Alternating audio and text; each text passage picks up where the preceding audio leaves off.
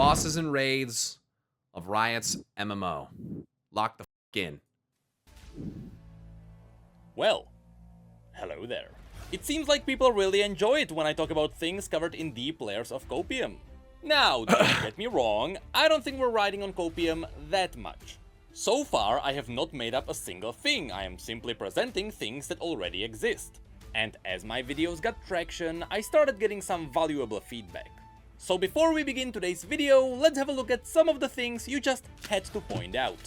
For those of you who believe we are starting unhealthy hype, it's fine. As long as we all understand that we are dealing with hypotheticals, and that we will all be bold by the time it comes out. I also got to interview the person who wrote the upcoming massive League of Legends novel, who was confirmed to now be working on the MMO. And he told me that yes, my videos are being passed among the developers, so you can stop tagging them on Twitter now. Also, that novel is insanely good. It's Game of Thrones in League of Legends. I am excited. Ruination is about Ruined King, obviously. Potential lore of the MMO. Next, yeah, I am wearing my slippers out of my own volition. Yes, shamans can shapeshift in this universe, just like druids. And yes, Riot confirmed that Legends of Runeterra, which is the card game based on League of Legends, is a big inspiration when it comes to the world building. In case you're wondering what this is about, all the art I am showing you comes from Legends of Runeterra.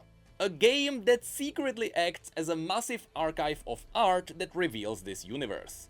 Anyway, after covering the world and all the races and classes the lore supports. Which I have watched both of those videos, by the way, so if you're someone watching on YouTube wondering if I, leaving a comment right now, Pyro, you gotta fucking watch these ones. I already watched those, so check out some of the reacts that came before. We can now dive into the potential endgame bosses of this MMO. I know what you're thinking. This game isn't even in the playtesting phase, how can we talk about the raids? Well, you see, that's because Riot was probably thinking ahead of time. And they started a bit of a meme in the lore community. They gave this universe way too many world-ending threats. The downside of this is that, yeah, there was a time when we didn't know which world-ending threat was the real world-ending threat. It was a battle between who's the biggest evil. But the benefits are obvious. You have a lot of meaningful enemies that you can remove before you start limiting your storytelling. And in fact, many of these big storylines are written with all the back doors open, so that in the future they can utilize them for an event in League of Legends, or it is stories that were left open purposefully for the MMO. And that's what this video is going to be about. Originally, I wanted to show you 10 storylines that were left open and which would lead into raids. But if you look at the length of this video, yeah, I cut it down to only 7. So without further ado, let's get on it. Since we are essentially talking about the world of League of Legends, especially if you have seen our last 2 MMO videos, it goes without saying that this world has material for hundreds of instances. This means that it's really up to Riot to cherry-pick which ones they want to do. And since in this video I am only going to mention 7 of these, it is highly likely I am not going to mention the one that you would like to see. But if you feel strong about your own idea about the art of this game is so fucking beautiful, man. Feel free to comment about it below. This is all valuable feedback for the developers after all. Anyway, the 7 raids I picked are based on one simple fact. Their stories and setting are perfectly fit for a raid environment. Be it because their stories are set up for a grand finale, or because some of these villains already have a cast of supporting bosses for the raid. Or simply because the battles would be really cool.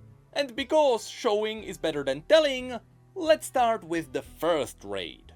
One with such a good setup, the raid essentially writes itself. The Ascension of Mount Targon. As you may remember, Mount Targon was created by the celestial god to serve as a gateway to the celestial realms. And people decide to climb this place for a variety of reasons. Even though only about 1 in 10,000 makes it to the peak, some people try to climb the mountain because they want to be deemed worthy and become a celestial demigod.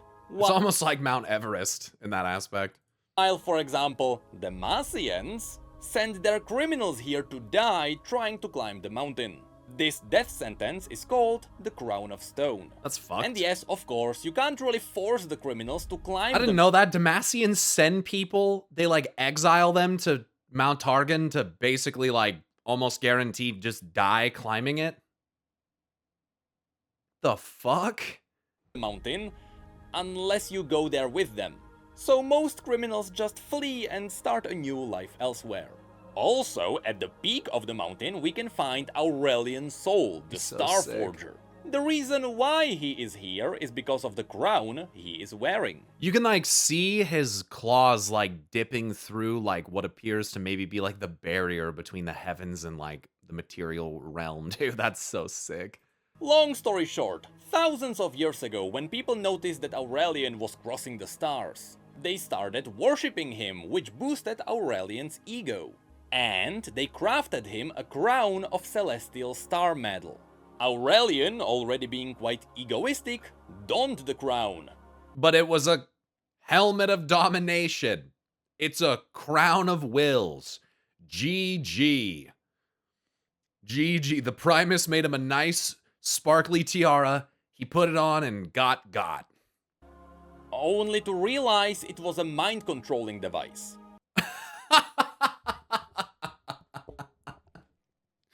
Shocker! Nice. In reality, it was the Celestial Aspects who wanted to hold Aurelian's power the entire time. Now, to be fair, the Aspects are using Aurelian's powers for good cause. They are using his celestial fire to purge the void from Runeterra. But still, it is the Celestial Aspects who enslaved Aurelian. Anyway, Riot can make up a billion reasons why we should raid this place. Though I doubt we would be able to fight Aurelian's soul at the very peak. You know, he is made out of space. But maybe we need to reach the peak to borrow some of his powers. Or maybe we need to kill a rampant aspect. Or maybe we just need to reach the Celestial Realm for another reason. They're so cool Simply looking. said, it is easy to make up a reason for this raid to exist. And this is card art, this stuff here. What's more interesting is the setting of this raid. At different levels, the mountain presents you with different enemies. So let's start with what would happen once you enter the raid. You start at the bottom of the mountain, where you are very likely to meet Chip. Chip is an already established character who shows newcomers the wonders of the mountain. So you follow him around until we arrive at our first boss, the living mountain itself. This place has plenty of earth elementals who came alive due to the mountain's magic. Now, as I say this, don't confuse the earth elementals with Malphite. Malphite comes from Ishtal, which is quite far away from Targon. Yeah, also, he's a good guy, we don't want to fight him.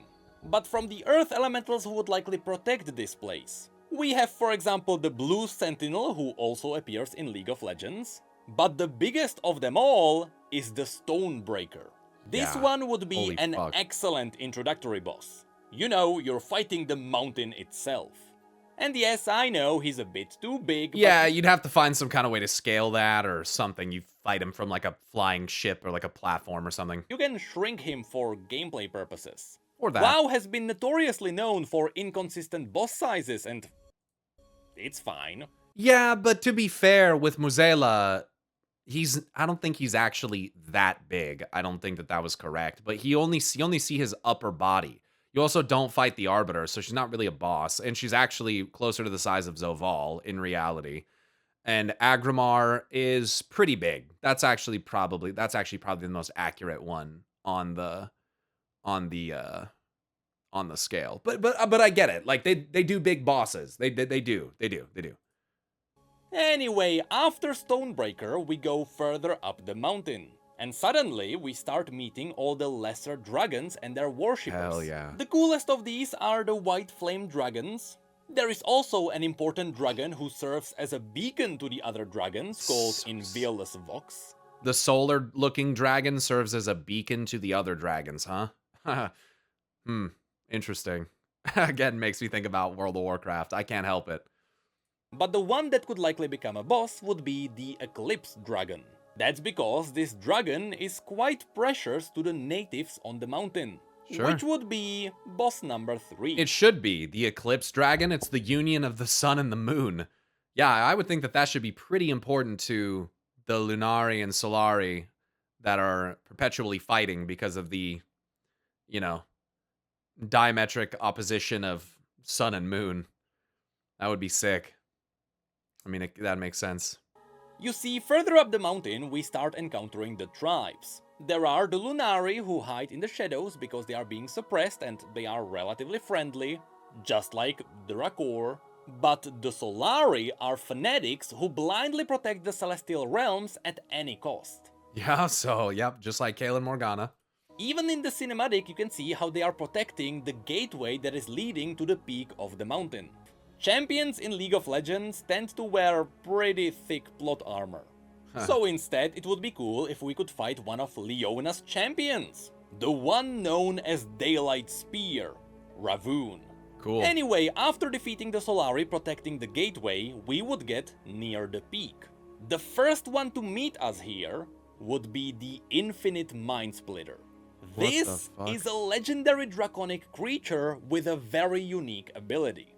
It is told that its gaze gives you so much knowledge and insight that your mind crumbles beneath it. That's an interesting concept. What the fuck? It just hits you with so much. It hits you with a truth bomb, and and you just fucking die. So fighting this boss would be all about Here, have an unhealthy dose of facts and logic. Oh. getting buffs from it, while being careful not to get too many buffs because it would kill you. And then, after getting past the Infinite Mind Splitter, we would arrive at the last stand of the mountain, the Arbiter of the Peak. The last guardian standing in the center of the peak, separating mortals from the celestial realms. This is the creature that leads the mortals who survive the climb directly to the celestials. In fact, that's what you can see here. He is guiding Tiari the Traveler to the celestial realms, where they would become the Traveler. Oh, that's so sick. What? Dude, imagine getting to explore the celestial realms. That's like infinitudes. But also, in case of emergency, the Arbiter serves as a guardian against unwanted visitors. Two things could happen here. Either we fight the Arbiter to get its approval to pass into the celestial heavens. In this case, perhaps the Arbiter can test us with the lesser celestial beings. Or we simply have to destroy the Arbiter. To me, this sounds like it's the one he's going with first, but this to me sounds like it would be like one of the last raids. Like, this sounds like end game type shit. Like, this in like a demon raid, like in like a void raid or something. Like this, like ascending to the heavens to like contest against celestial beings beyond the mortal realm is like, that's up there.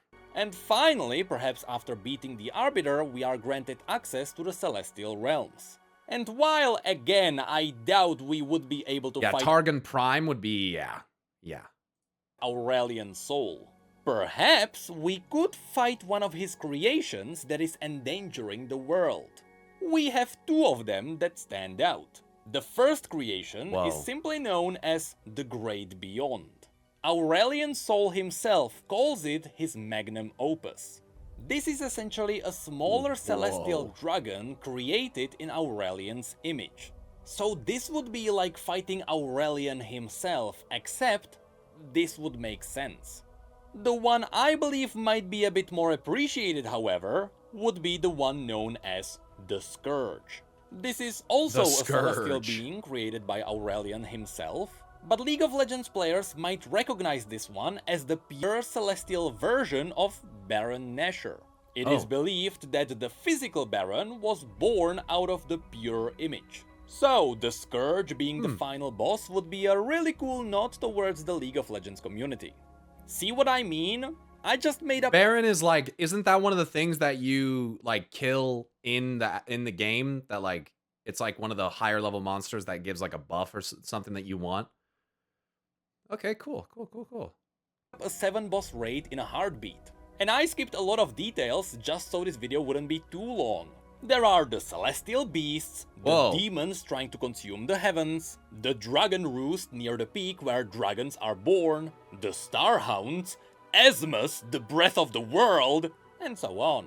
Designing this raid was simple because the lore and the setup is already there. Once again, I did not make anything up. All of this already exists in the universe. And Runeterra has a lot more places just like this one. So, let's have a look at raid number 2. Hell yeah, that was a great start. The Mount one Targon sounds raid badass. I know as a fact people would love Celestial to see stuff is my shit. is a Darkin raid. Oh yeah. You can pull this off in a lot yeah. of different ways, but since the roots of the Darkin lore are in Shurima, the raid would most likely be in the deserts. Super quickly, in case you forgot, the Shuriman Empire rose to power after it started using the Sun Disk to reflect celestial magic into their soldiers, and turning them into the god warriors known as the Ascended.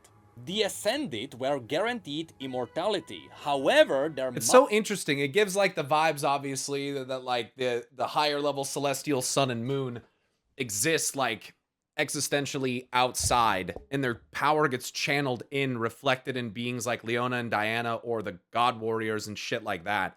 Like, it makes me wonder more about if there's like what the actual entities that represent those things are and like how high level they are. It's like Anshe and Musha kind of stuff. You know what I mean? Like, I just think that's a really interesting concept. And why Aurelian Soul is mad because they used his power. Right. minds were as fragile as they were before.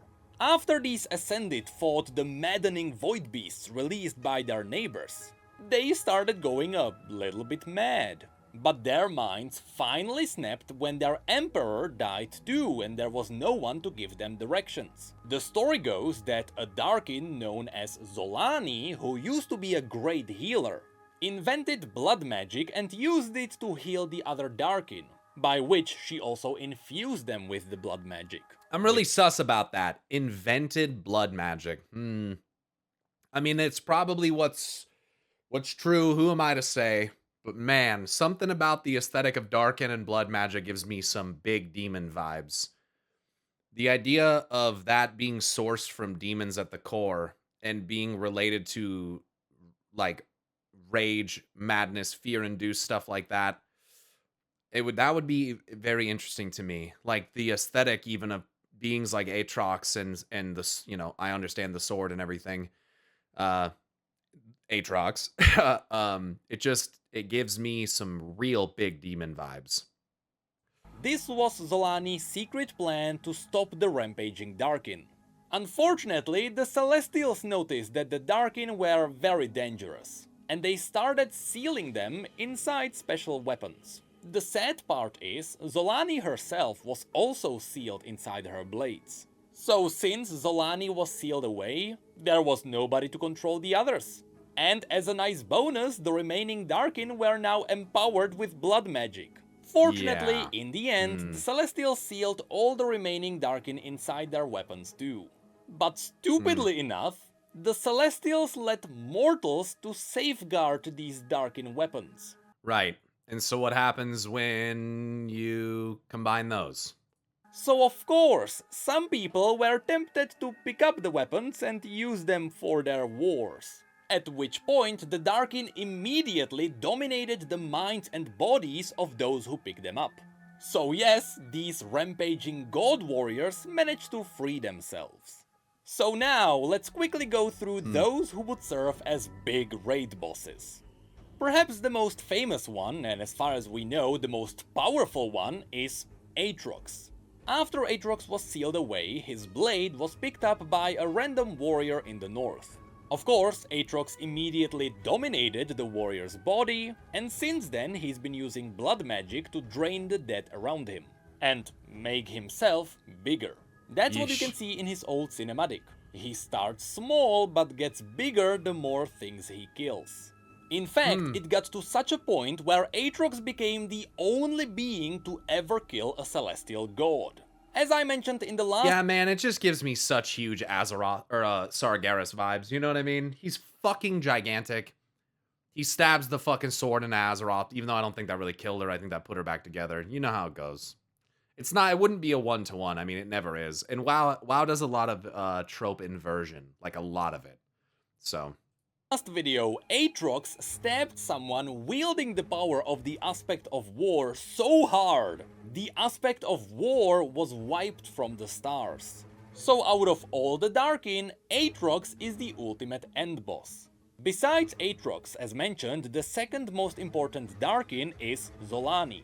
Now, Zolani has canonically not returned yet, but Legends of Runeterra is teasing that she might come back in the future.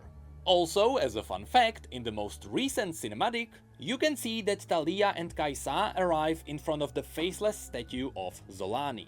Next, there is also Varus, a Darkin who was sealed inside a bow inside a well, and he got freed after 2 hunters fell into the well. So now, Varus' body is actually occupied by 3 souls, the 2 hunters and the Darkin. One could say he's the embodiment of 2.5 men. And there is also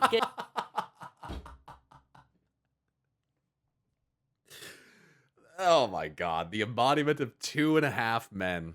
Oh my god. One could say he's the embodiment of Charlie and Alan.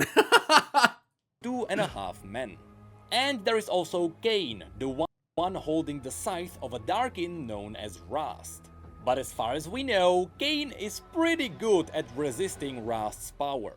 So I doubt Rast would be freed. But because of this, Kayn is technically like one of the... It's technically like weaker than if he just let Rast like take control. Because he's only using some of Rast's power, like resisting it enough to where like he's not full-blown controlled, but he's also a little bit weaker as a result. He's learned how to wield the Darkin within the weapon. That's pretty cool. Also, Kayn is a League of Legends champion, so in order for Rast to come out, Kayn would need to die. And I don't think that's possible with all the plot armor.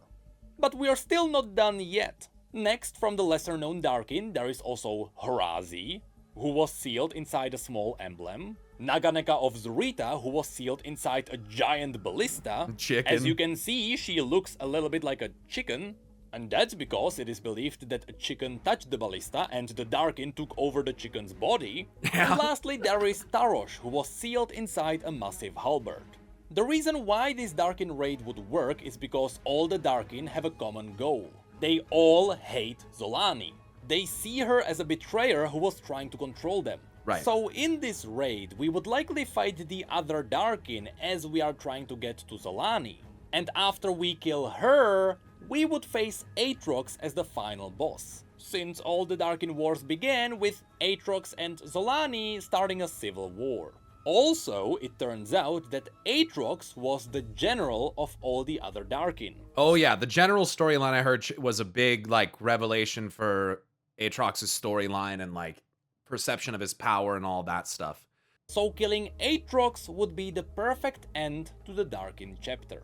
But let's not forget that Riot is already teasing a new Darkin. The next champion in League of Legends might be a dog that picked up a Darkin dagger. If you're wondering why we would raid this place, first of all, the Darkin are pretty one-sided bad guys. But we could be led here by Nasus and Sivir. Nasus is an Ascended who avoided corruption, so he would be likely happy to put down his former brothers and sisters. And Sivir is holding the very first blade to be ever used. Oh right, she's the one. A Darkin. Yeah. So once again, the lore is already there. And aesthetically, we have a good idea of what it would look like too. We would start outside around the temples of Zolani, which look creepy and corrupted. And later we delve beneath them to where the land is tainted by blood and death. Hell yeah. Sounds sick. For the next raid, let's stay in Shurima. Because if there is a raid I would personally love to see, it is the raid on Narimazeth, a city that is in ruins. Right, and that's where isn't that where like Pantheon landed when he like fell from Targon or whatever? When some shit like that, like there's some really important shit that happened in this city, right? Like some first things that occurred. That's where they tried to make the first sun disk. Right. Yeah, that would make sense. What I'm seeing right there. Zerath City? Okay, okay. That's because Nerimazeth was the place where Shuremans tried to build the very first Sun Disk. This first version Let's just let him cook. failed, and instead of the Ascended, it was only producing the Bakai, which are broken, twisted versions of the glorious Ascended. And in the end, the entire city collapsed onto itself. After that, the Shuremans tried to build the Sun Disk again, but this time in the middle of the desert. But now, why would we want to raid these ruins? Well, that's because this city is being rebuilt by Zerath, the most powerful arcane mage on Runeterra. And this motherfucker got so juiced with arcane that he literally turned himself into raw arcane energy, and now he's that fucking wraith type thing that's basically seems to be like literally falling apart. Like he's almost like an ethereal. We talked about that before. Whose body was turned into pure arcane energy by the Sun Disk itself. Long story shorter. When Emperor Azir was a child, he became friends with a nameless slave. And despite slaves being forbidden from having names, he called him Zerath. Throughout the years, the two became as close as brothers, studying culture and history whenever possible. Later on, despite his father hating him, Azir became his only surviving son. So unless his mother gave birth to another child, he would become the emperor anyway. Well, in secret, Zerath simply made sure she would not give birth to another child. Usually he did it by corrupting the infant in her womb. Because it turns out, this entire time, Zerath was trying to break his roots from slavery. And now he had the ambition to gain power himself. So he justified these murders by telling himself that he was protecting a friend. Despite his efforts, the queen did give birth to another child. So Zerath summoned a storm and let lightning kill the queen and the child. Jesus. Eventually, all these events led to Azir Zerath is a bad dude, man. What the fuck? becoming the crowned emperor of Shurima with Zerath by his side. From this point on, Zerath... But Azir had no idea. Oh my god, what a fucking piece of shit. He's like the corrupt court mage, or like almost. But, you know, that's what happens when you fucking force into slavery. Yeah, bad things happen. was waiting for Azir to finally get rid of slavery, which never happened. Despite Azir being the most beloved emperor in history, he allowed slavery to keep going on. Yeah, well. And that angered Zerath. I mean, I kind of get it. I kind of get it. At the end of the story, the emperor was chosen to become an Ascended himself.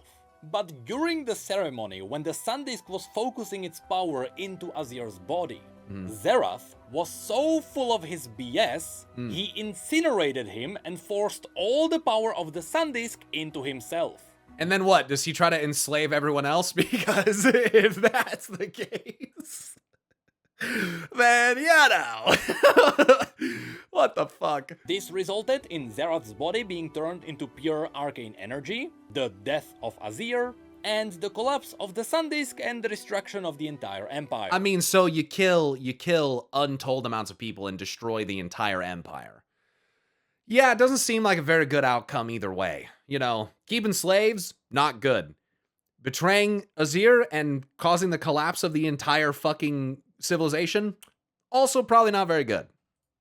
You wanna know the twist at the end? What? If you read the story from Azir's perspective, you learn that he did want to remove slavery. He just wanted it to be a surprise. Shut the fuck up! Zerath, what the fuck, man? Come on, dog. You can't keep that kind of thing a secret. You can't, that's not like a surprise birthday party kind of fucking thing. You don't just like pop up like, oh, by the way, dudes, fucking slavery's over. Like, what the fuck? Oh my god, Azir. Oh my god. What the fuck, man? Come on, dude.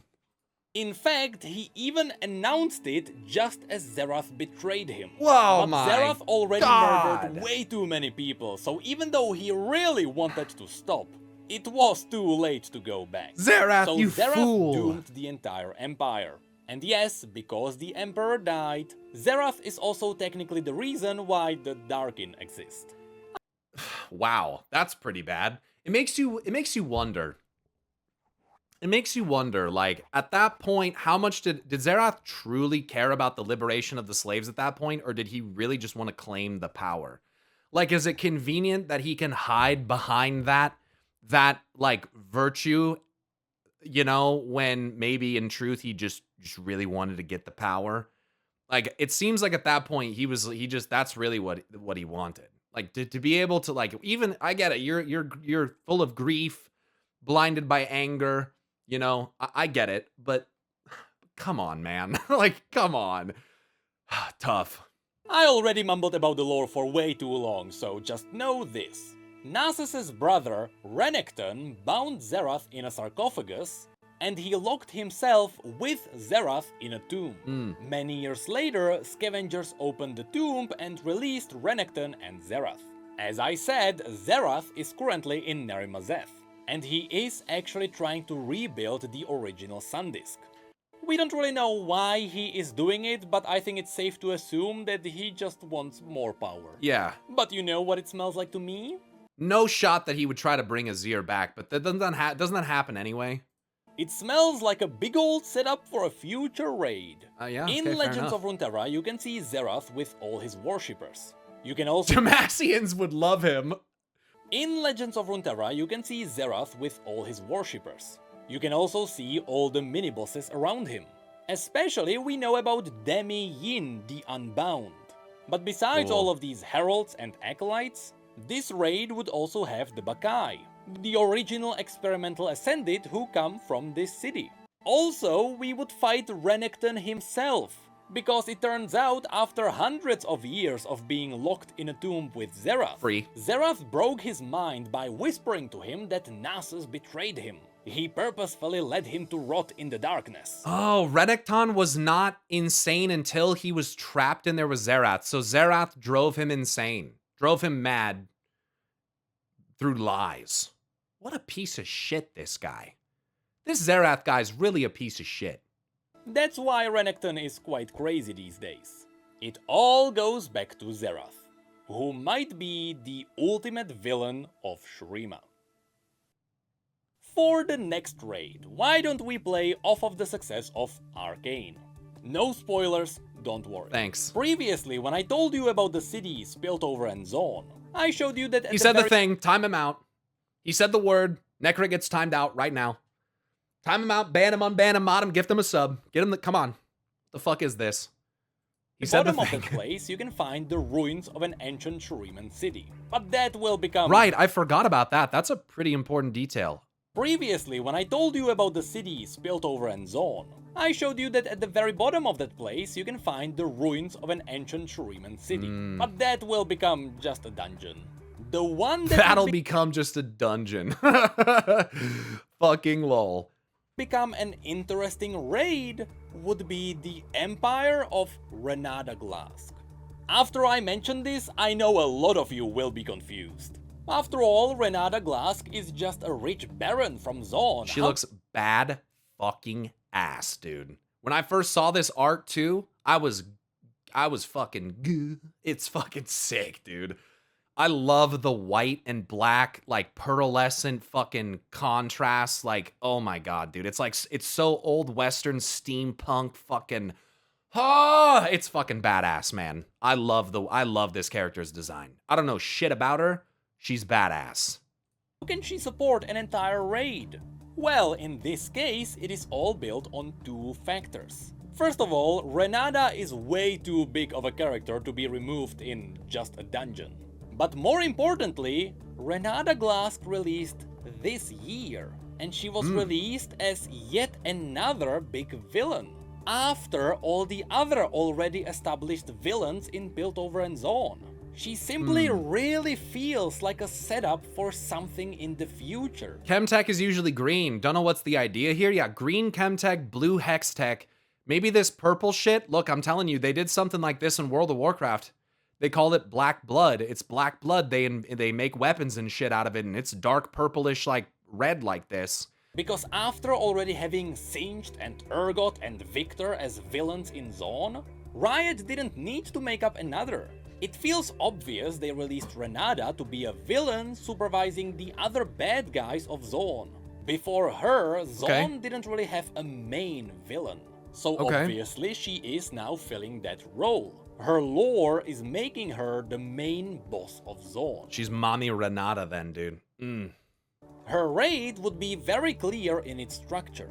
We would follow the detective case of Caitlyn and Vi as we try to find her hideout. Perhaps Camille, an extremely dangerous assassin from Piltover, would be also interested in killing her. From that point on, we would literally raid her place with the Wardens. As a nice bonus, people would love to see the popular champions Zeri and Echo on our side, both of which are kids from the streets who have destroyed her warehouses before.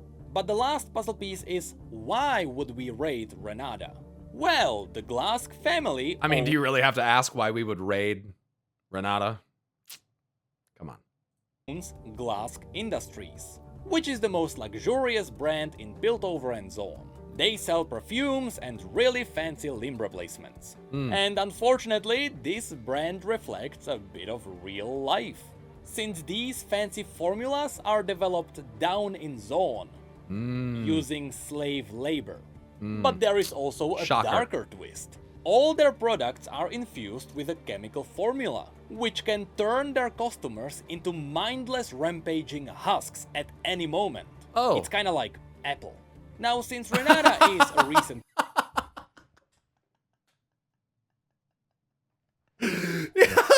What a fucking bar. What the fuck? It's kinda like Apple.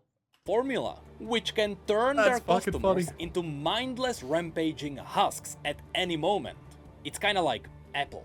Now, since Renata is a recent... Yo, she does have that Verso look, dude. Oh, the black and white, bro. It's Femmet Selk, dude. That's all her story really has. She is probably the most powerful Baron in Zone, who can make an entire city fall into chaos with the press of a button. Yeah, it gives me some weird blood magic vibes, not gonna lie, dude. She's got the red eyes and everything, too. And now we're just waiting to see when she would unleash it. If you ask me, I normally wouldn't think that this would be a great raid. But this would be very different from raiding dragons, which would actually give it the benefit of changing environment. But also remember, this is riding off of Arcane's fame, and I doubt Riot would pass on that opportunity. That's why I feel confident we will meet Renata in the MMO. Hell yeah, that'd be sick.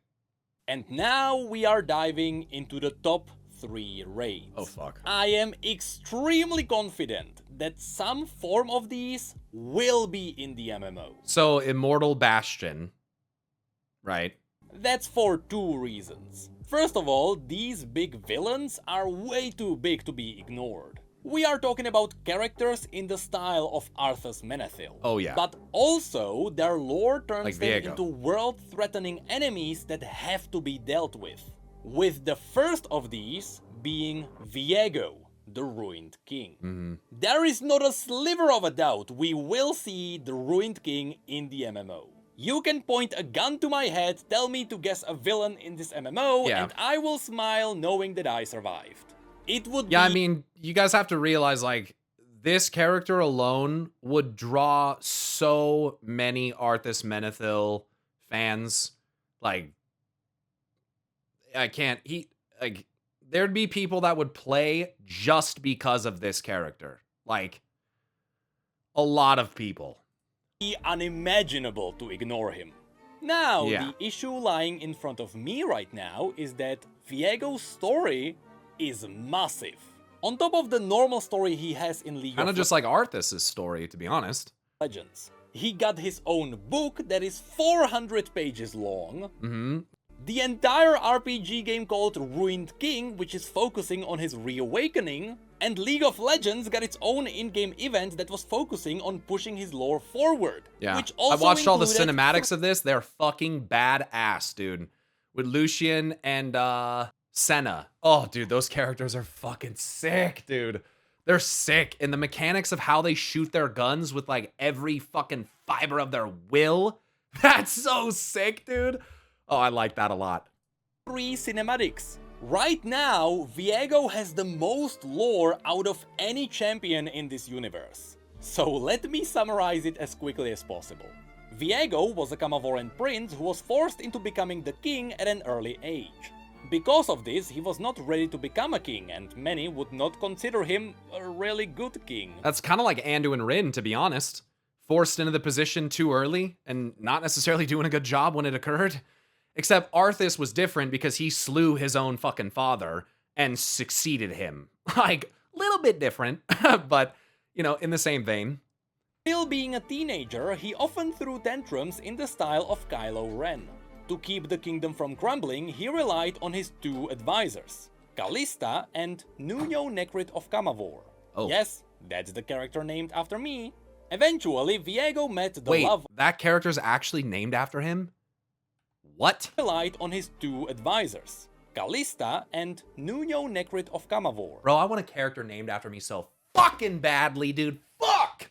That's like the ultimate honor in a video game, dude. Fuck! That'd be so cool. Yes, that's the character named after me. Eventually, Viego met the love of his life, Isolde, a woman whom he loved very, very, very, very deeply. He loved her so much that he would do anything for her. But she didn't abuse it. Isolde was actually a very good queen. For the majority of Viego's ruling, he waved the kingdom's problems away just so he could be with Isolde. Until the day someone tried to poison Viego to finally remove him from the throne, and instead they poisoned Isolde. This is where Viego's dark side really started to show. It's interesting because something similar happens to Varian Rin's wife, Tiffin Rin, who dies in a riot with the Masons because they're not being paid for their work. But Varian Rin doesn't go down quite this kind of path. It's like it's so interesting. It's like a mix of all these different kinds of things. I'm sure I don't know that it's intentional. I'm not trying to say that, but it's interesting. After trying absolutely everything imaginable, nobody was able to heal his queen. And Viego's angry depression started taking over. The assassin is speculated to be a Black Rose member. Fucking LeBlanc.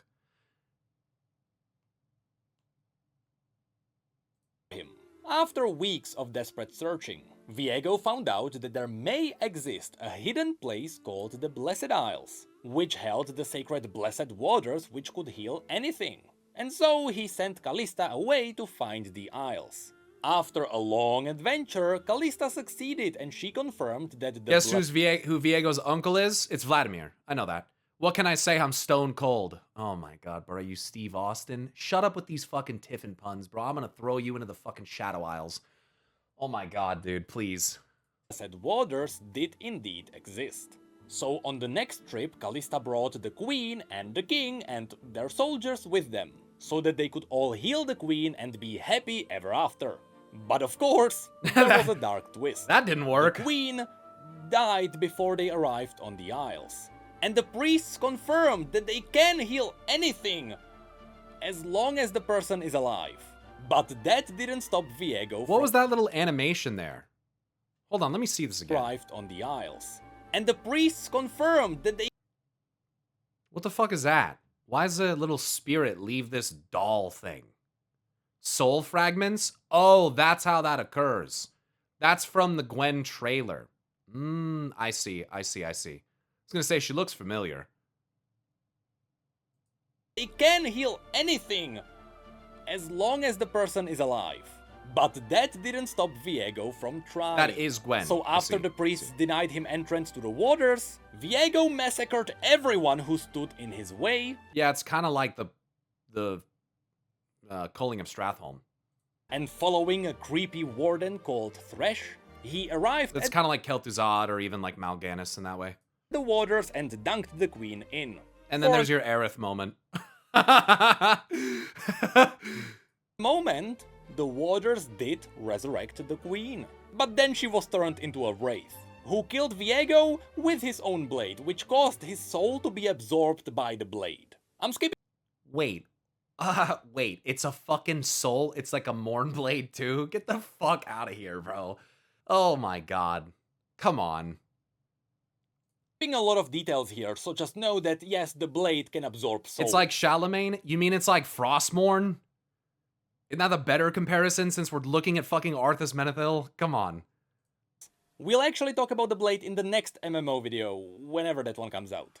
Anyway, after Viego was Tough. killed with his own blade, everything exploded in necromantic magic. His queen's soul was shattered into fragments. Oh, you mean like Charlemagne into Kingsmourn. I see what you're saying, sorry. The duality of the good blade, the virtuous blade to the bad blade. I see. Everything exploded in necromantic magic.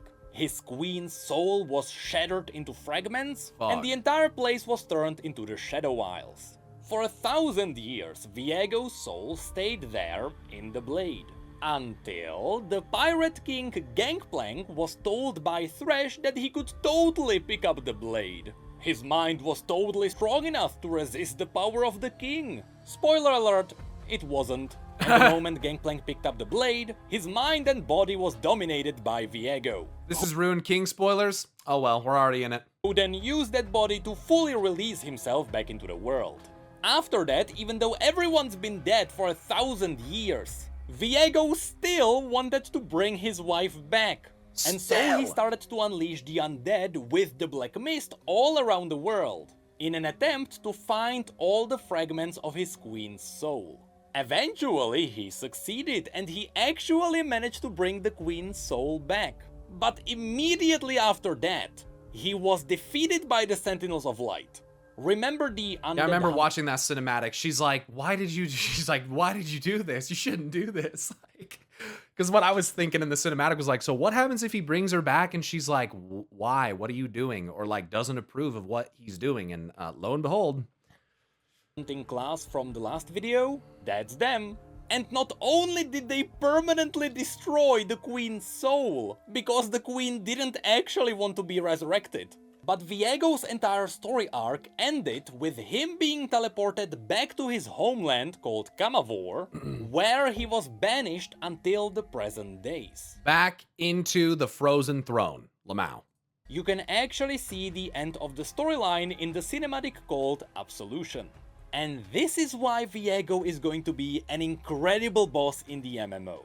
He does have a lot of story behind him, but more importantly, this entire time we have only seen his young, reckless personality. Yeah, Shinzai, he was literally frozen in front of a throne. Yes. Yes. I mean, no one here is surprised. No one here is arguing.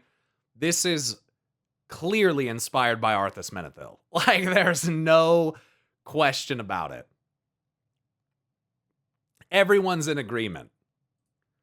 Where he acts like a child throwing tantrums. As he's constantly trying to help someone he is obsessively in love with. But the thing is, his entire life he was chasing his queen. He was ready to go beyond death just to be with her. But now he was imprisoned after learning that the queen didn't want to be with him, but also after her soul was permanently destroyed. So once Viego is unleashed, like I said when I reacted to it, that's a man with nothing left to lose, and there's nothing more dangerous than that. Was permanently destroyed. So once Viego is unleashed from his prison again, instead of a cocky teenager, we are going to have a pissed off king who has nothing to lose. And that transformation into the Dark King is something I really wanna see. And you can only imagine what the raid is gonna look like. Hordes of risen Kamavoran soldiers, ancient undead dragons brought from his homeland, the legendary Rasa the Sunderer. Dude, and all of the Black Mist stuff is fucking badass, dude. Like, what the fuck? Even more legendary Hecarim of the Iron Order. But there is also Commander Ledros. Or maybe Karthus, the Death Singer. And finally Thresh, the one who caused all of this to happen. The hidden master of puppets in the shadows. Simply said, you're Viego fucking Kel'Thuzad has a lot of meaningful enemies serving him. And the raid will be glorious. Oh yeah. Side note, in the distant future, I kinda wanna cover the entire story of Viego. Wish me luck. For the next raid, we are not delving too far away from the I think we watched undead that one. theme. Because it's time to cover the most brutal badass warrior this universe had ever seen. Thresh seems cooler than Kel'Thuzad, I agree. Kel'Thuzad's kind of a goofy dipshit. But he's effective. He's like really good at tricking us into thinking that we've beaten him when we haven't. He did it again in fucking Shadowlands. Yeah. He's kind of goofy. Brutal badass warrior this universe had ever seen. Super quickly, just for clarity. Viego's deathly magic is really undeath in its true meaning. When he's turning his enemies into undead souls, it's more like he is preventing them from dying, and he's turning them into somewhat living wraiths instead. So he's not really the master of death. As you'll see, that title goes to Mordekaiser. His story begins as a warlord known as Sun Uzal. During his time, the main continents were occupied by barbaric tribes. This is like Necrit's favorite, right? This guy here. Sun Uzal and like the fall, dying upon a mountain of corpses and seeing the afterlife and being like, no! I must remake it myself! Like, dude. He's fucking... It's kind of hardcore, dude. Sun Uzal believed that by killing as many people as possible, he would please the gods of the afterlife. And so, he forged an empire in blood and death. As his life was near the end, he took great satisfaction in knowing that he would sit at the gods' tables. Oh, your guys is... he's never mentioned it. Never mentioned him before. No. No. He's famous for repeating Mordekaiser's storyline whenever possible. Gotcha. The glorious halls of bones. However, when he died, he found no glory waiting for him. Instead, Sun Uzal stood in an empty grey wasteland, with an occasional soul drifting by.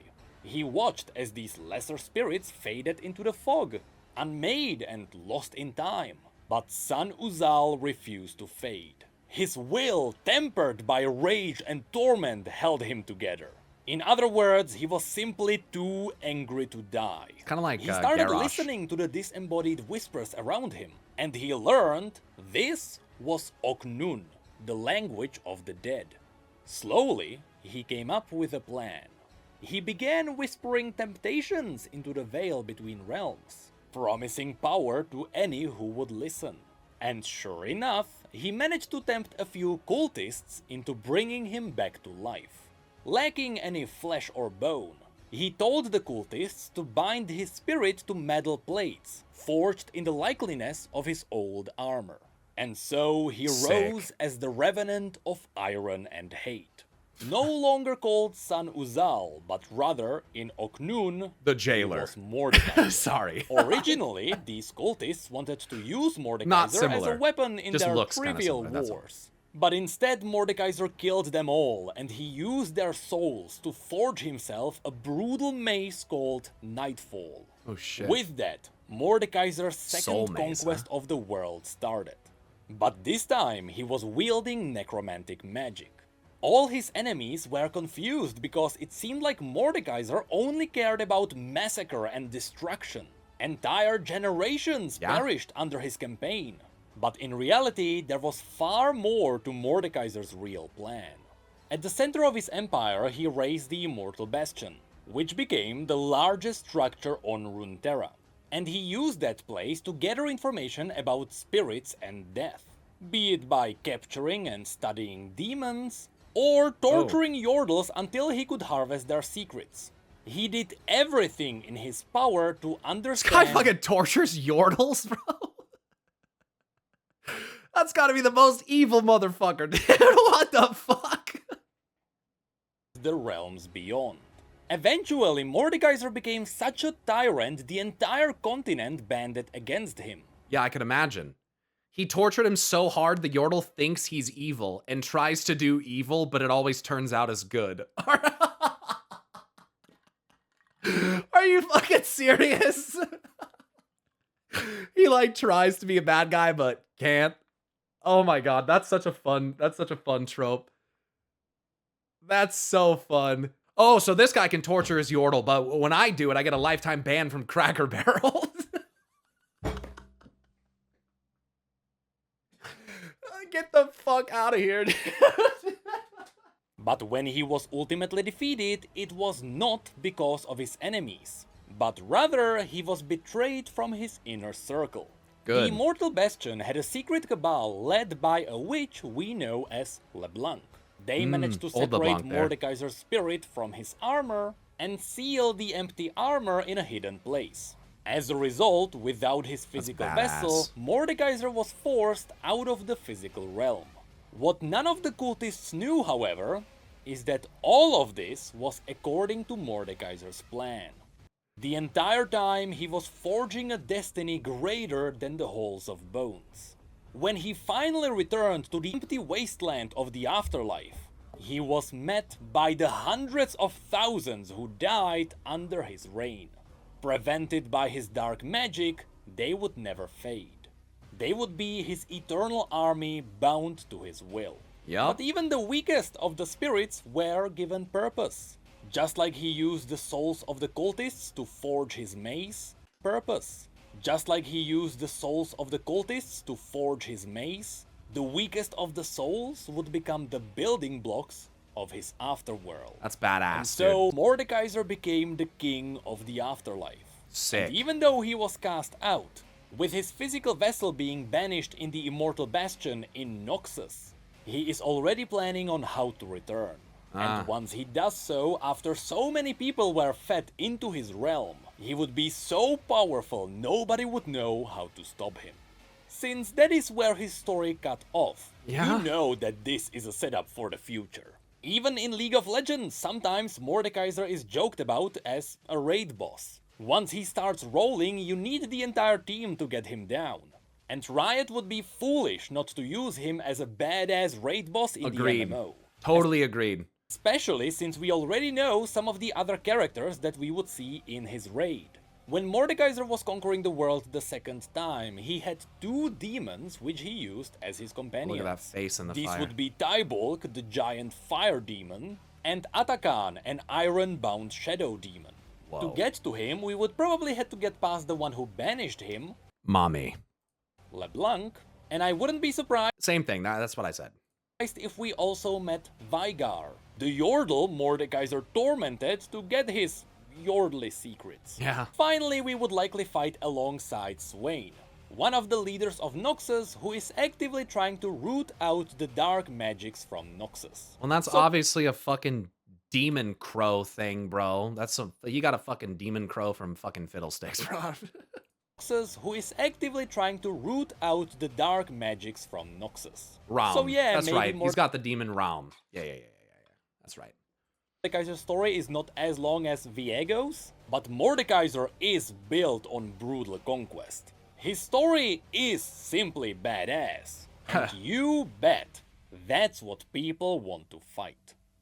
Yeah, would agree. And this takes us to the last raid I want to show you. Not only is this raid inevitable, but it is going to be the final raid before Riot starts to get sweaty about their future. Because from that point on, they would be forced into making up new enemies. Oh, I did see stuff about Vex. That's usually when the remember that. lore of That's MMOs familiar. crumbles. With the ultimate endgame in Runeterra being the battle against the end of everything. The Watchers of the Void. Oh, yeah. Now, I know we already quickly summarized the story of the Watchers when we talked about the world. But we need Just to so you guys know, I'm going to connect this to World of Warcraft because the ultimate threat and the thing that seeks to consume literally all of reality and everything in World of Warcraft is called the Void Lords. And they send out what you guys would call Void Spawn, known as old gods in that game, to like corrupt the world souls of celestials that are growing inside of planets. So like the all-consuming void, I mean, that's one of the most common fantasy concepts in anything. So yeah, it's really similar to me. I've watched the Annie cinematic. Yep. quickly do it again, because if they get their own raid, it would be a really cool merging of multiple storylines of this universe. Basically, at the beginning of everything, there was nothing. Just Nah, it is the light. I agree with you, technically. Yeah, I mean, I would agree. I think the light is actually the greater threat, but, you know. Basically, at the beginning of everything, there was nothing. Just dark, empty void. Until there was a spark of light. This spark of light illuminated the darkness and revealed creepy entities we know as the Watchers, who before this event didn't even know about their own existence. Of course, since this first light woke the Watchers up for the first time since the beginning of time, the Watchers got annoyed and they decided to silence it so they could sleep again. As they drifted closer, we learned that this spark was indeed our reality. Right. So to get rid of the light, the Watchers tried to poke it and taint it. But they were always too big to get through and deal with it themselves. So instead, they reached into reality, stole something, corrupted it, and released it back, in hopes that it would destroy the rest of the reality. Let me hear that again. I mean, because that's frankly, yeah, it's essentially what happens to the primal wildlife in World of Warcraft that gets corrupted by the void, and yeah, it's perceived as being shot back out by the void, or shot out by the void in the first place, but, yep. So instead, they reached into reality, stole something, I enjoy that corrupted it, and released it back, in hopes that it would destroy the rest of the reality. But even that wasn't too successful. Eventually, the Watchers started whispering into the light. And the Ice Witch known as Lysandra answered. The Watchers promised her people immortality and great power. In exchange, they asked Lysandra to prepare her world for the coming of the Void. Oh, the Void's In gonna secret, come, all right. behind the backs of her two sisters, she agreed. The Watchers empowered the strongest of their followers and turned them into the Iceborn. And soon enough, the Watchers broke into reality in the Freljord. With it, Lysandra's allegiance with the Watchers was undeniable. But as the Watchers rose, for the first time, Lysandra got to see how horrifying they were. And she realized they came here to destroy everything. Not what she expected. In desperation, Lysandra sacrificed her sisters and the Iceborn to use their magic to freeze the Watchers beneath the ice. But even that magic wasn't enough. Beneath the ice, the Watchers were only sleeping. They would break out should they try to wake up. So these days, Lysandra is kidnapping the surviving Iceborn. She freezes them in her fortress. She is then using their inherent powers to reinforce the ice. And she is feeding their dreams to the Watchers to keep them asleep. Feeding As a bonus, their Lysandra dreams is to the Watchers, huh? That's killing interesting. anyone who remembers the old days, and who could spill out that she actually kinda betrayed all humanity. See, this setup on its own is enough to support a raid. Let's say we raid the Frostguard Citadel, which is where Lysandra Don't Google Lysandra ears. Don't worry, I wasn't gonna. is keeping the Watchers frozen. First, we get there by crossing the Howling Abyss. This is That the looks bridge that is sick. incredibly iconic for League of Legends players. This is where you play ARAM. I bet you never noticed that at the end of the bridge, you can actually see the entrance to the Frostguard Citadel. And in fact, the ghastly shopkeeper is one of the soldiers who remembers the coming of the Watchers. Oh, nice. After getting inside, we would fight a nice Lysandra's detail. frozen thralls. These are trolls that Lysandra twisted herself to serve her. But they are also supported by the Harbinger of Thralls. Whatever that is. The fuck? Then we would fight through Lysandra's army of the Druklorn. These warriors dedicated their lives to Lysandra, knowing that they are protecting the world from the end of everything. Next, we would face the most mysterious creatures of the Freljord. We don't really know what they looked like in their pure form. We only know what they look like after they were corrupted by the Watchers. And these would be the creatures with their very interesting names. There is She Who Wanders, They Who Endure, and It That Stares. Whatever these creatures used to be, now they are titanic, with their eye-beam disintegrating reality. Then of course we would have to get past Lysandra herself before we arrive at the Frozen Watcher. I think it's likely that we are going to fight one of these. And what's cool That'd be is so that sick. even though this is the toughest enemy this universe has to offer, even if we defeat it, we don't really defeat all the Watchers. That's the clever backdoor of this universe. We can't destroy them all. They are the primal force, there is an endless sea of them. If anything, our reality is a parasite in their void. So if It's all about perspective. defeat a frozen watcher, all we really do is plug a hole. But the watchers continue being a threat. Anyway, this watcher looks strange, doesn't it? It's not really the floating eye that you would imagine. Well, It's that's been because, corrupted by reality, bro. as it is with all the League of Legends stories, there is a twist. You see, just as the Watchers are able to corrupt a being, they are also open to being corrupted themselves. Look at that fucking The process always comes from both sides. And so, the more the Watchers interact with humans, for example, the more human-like they become themselves. And since the Watchers in the Freljord were frozen there for thousands of years, Legends of Runeterra shows us that once they would break through, that's what they would look like. Yeah, they bear resemblances to the people that live there, to the environment around them, to the magics wielded near them, that type of shit. That's sick. Reflection of what they're exposed to. Yeah, the fur, the horns, yeah, the human hands. They would have many human-like limbs. The story told us they have fur from all the animals. And they even have a creepy fake face. So no, this is not what a pure Watcher would look like. It is fucking creepy. This is a Watcher tainted by the people of the Freljord. Also, you might be wondering, how do we actually beat the Their being is like a sponge and is being molded into wherever they're stored. Some people theorize that about the old gods in WoW. most powerful being in this universe? Well, that's where the stories collide. First of all, Lissandra would be the key to freezing the Watchers. She would have to be on our side at the end there. She got that spooky hand, bro. Oh yeah, dude. Who's this? Udyr? Is that this guy's name? Ornn. Fuck. Ornn. This guy's a badass, dude. Yeah, I've learned a lot about this guy.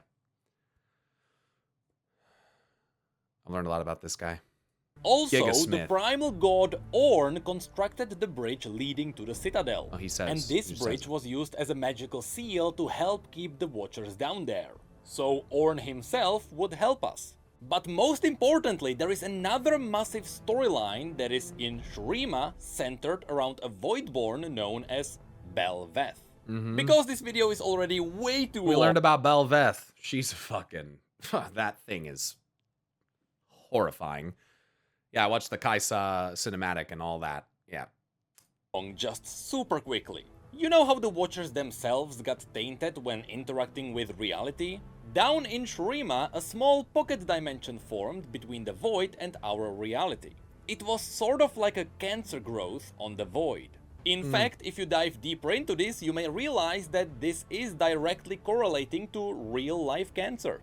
If you don't know, cancer is just living tissue that decided, hey, I don't wanna die. They do the same thing again in World of Warcraft with the old gods. Yup. Like a cancer growing within worlds, cancerous pustules, etc. They compare it to cancer all the fucking time. And that's exactly what happened here.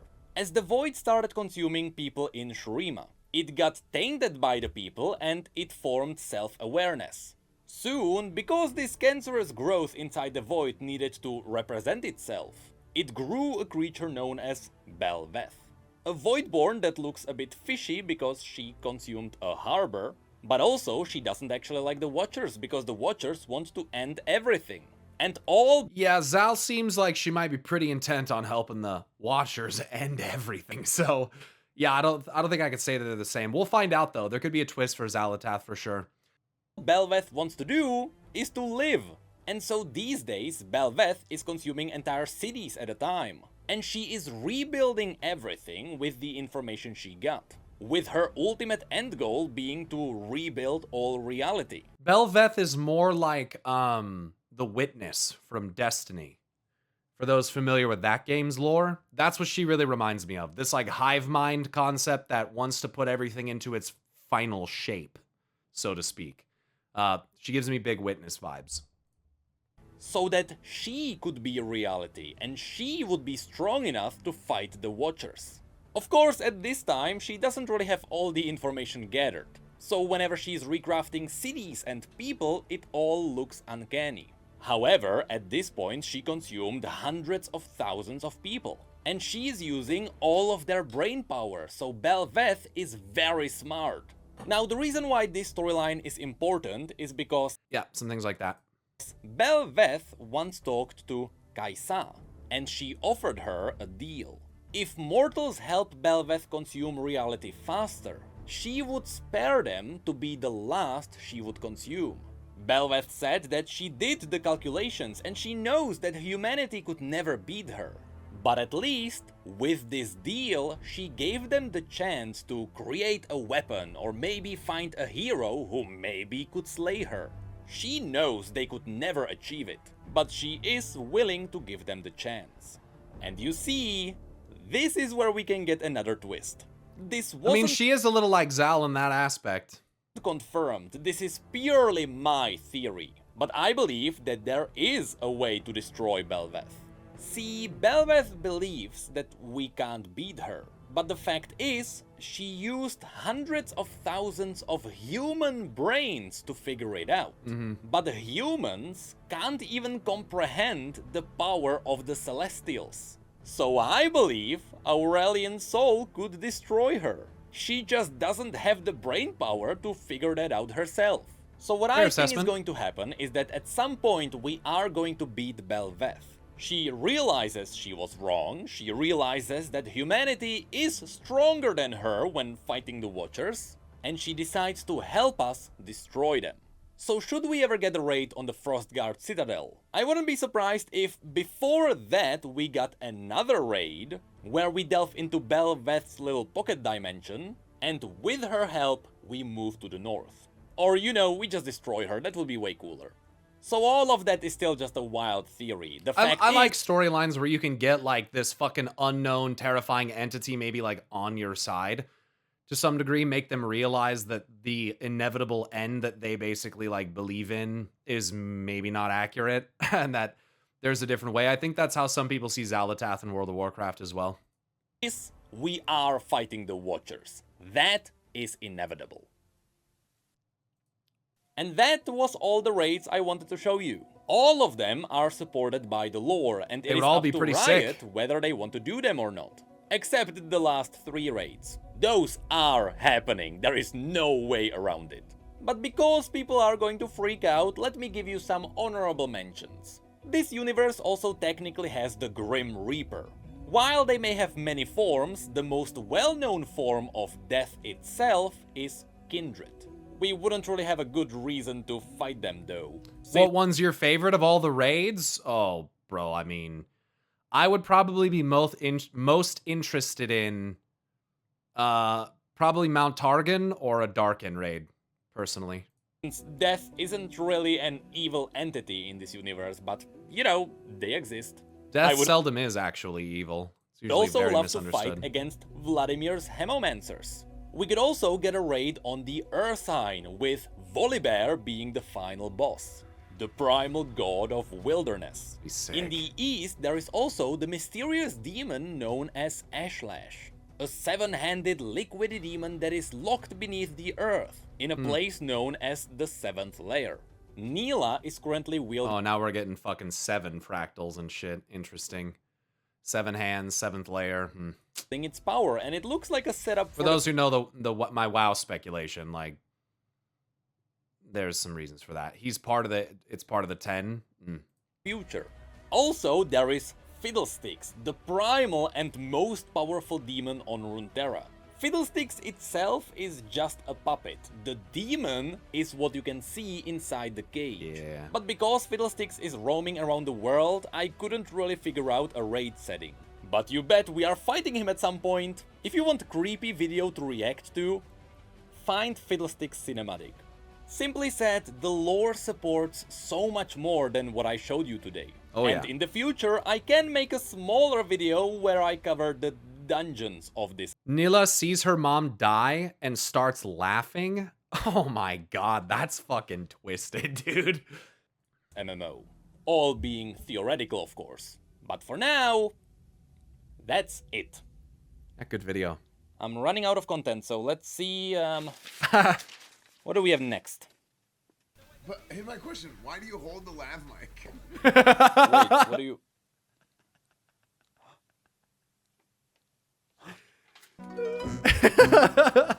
Fucking S-fan. Why do you hold the lav mic? I fucking love S-fan. He's hilarious.